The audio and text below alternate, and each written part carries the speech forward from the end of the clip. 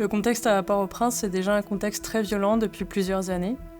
Et depuis le 28 février, la semaine dernière, on assiste à une explosion de violence inédite.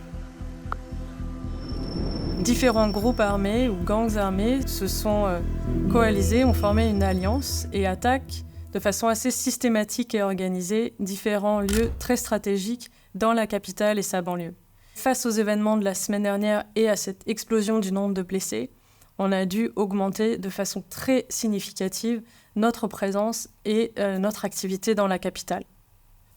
Donc, la première structure, c'est celle de Tabar. Ici, sur la carte, on est à l'est de la capitale. C'est un hôpital traumatologique qui avait été ouvert en fait, au lendemain du tremblement de terre de 2010. C'était une structure qui disposait de 50 lits pour la traumatologie. Et depuis la semaine dernière, on a dû augmenter. On a ajouté 25 lits supplémentaires.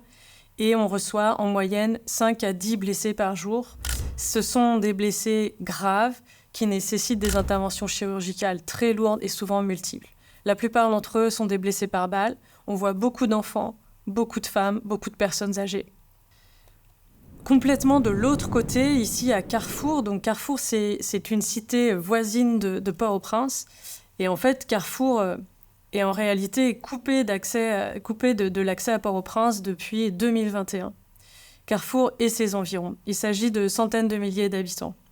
En fait, il y a une seule route qui relie la capitale Port-au-Prince à Carrefour et à toute la moitié sud du pays en réalité. Et ce qu'on peut voir, c'est que cette route aujourd'hui, elle ressemble à ça. Donc elle est vide, c'est un no man's land, la population a fui.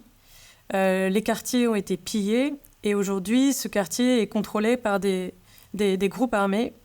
Ce quartier s'appelle Martissant.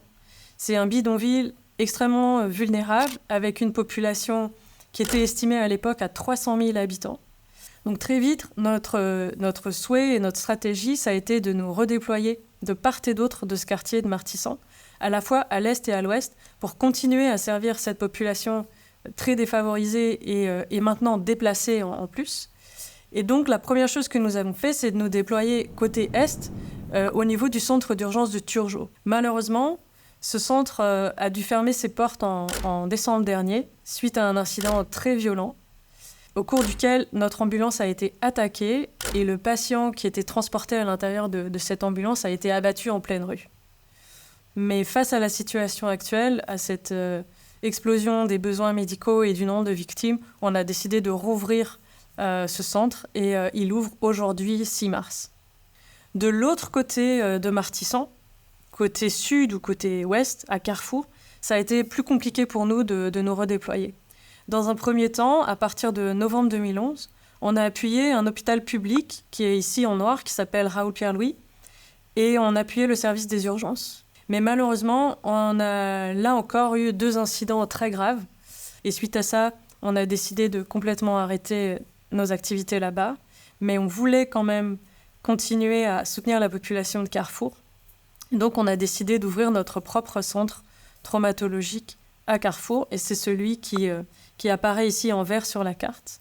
La structure qu'on a identifiée, c'est celle qu'on peut voir ici.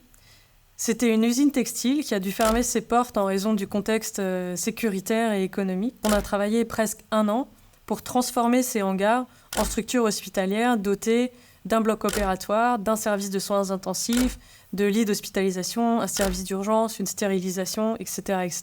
Ça a été, au niveau logistique, un défi assez important. C'est à la fois le pire moment et le meilleur moment pour nous d'ouvrir ce centre. C'est le pire moment parce que c'est extrêmement difficile en termes sécuritaires. C'est très difficile de nous approvisionner. Et d'un autre côté, c'est un bon moment pour ouvrir ce centre parce que les soins qu'on offre sont évidemment plus utiles que jamais. Aujourd'hui, les gens font face à un dilemme qui est absolument insupportable entre je reste chez moi en prenant le risque que ma condition s'aggrave et donc que j'arrive trop tard à l'hôpital et que j'en meurs. Ou bien je sors de chez moi pour aller à l'hôpital parce que j'ai bien compris que j'avais une urgence vitale, mais ce faisant, je prends le risque de me faire tirer dessus et d'être blessée ou même de mourir.